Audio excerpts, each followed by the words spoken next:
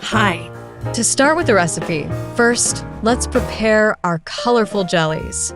Take each of your 3 packets of jelly crystals, 85 grams each, and dissolve them separately in 1 cup of boiling water each. Make sure to stir well until you can't see any crystals. This usually takes about 30 seconds per jelly. Pop them in the refrigerator for 4 hours, and you'll know they're ready when they're completely firm to the touch. Now comes the fun part. We're going to transform our set jellies into beautiful glass-like pieces. Take each jelly and cut it into 2 centimeters cubes. Don't worry about being too precise. Just aim for roughly the size of a sugar cube. This is what gives our dessert that stunning broken glass effect that makes it so special. By the way, since many of you ask about this kitchen knife set that I use after trying several, I found one that really makes a difference. I'll leave a link in the video description in case you're interested. For our next step, we'll work with the 1.5 tablespoons of gelatin. Sprinkle it over half a cup of cold water and let it sit for 5 minutes. This process is called blooming.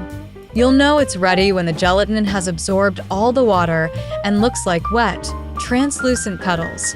Then, gently heat it until it completely dissolves. You'll see all the granules disappear.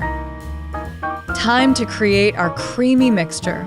Combine 1.5 cups of milk with half a cup of sweetened condensed milk and 1 teaspoon of vanilla extract in a bowl. Now, here's a crucial step. Add your dissolved gelatin while it's still warm and whisk everything together. The mixture should be completely smooth with no streaks. Let's assemble our masterpiece.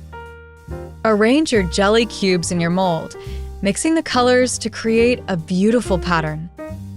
Don't pack them too tightly. We want the milk mixture to flow between all the pieces.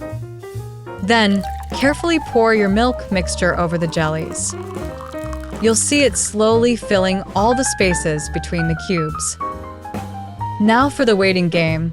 Pop your creation in the refrigerator for 2 to 3 hours.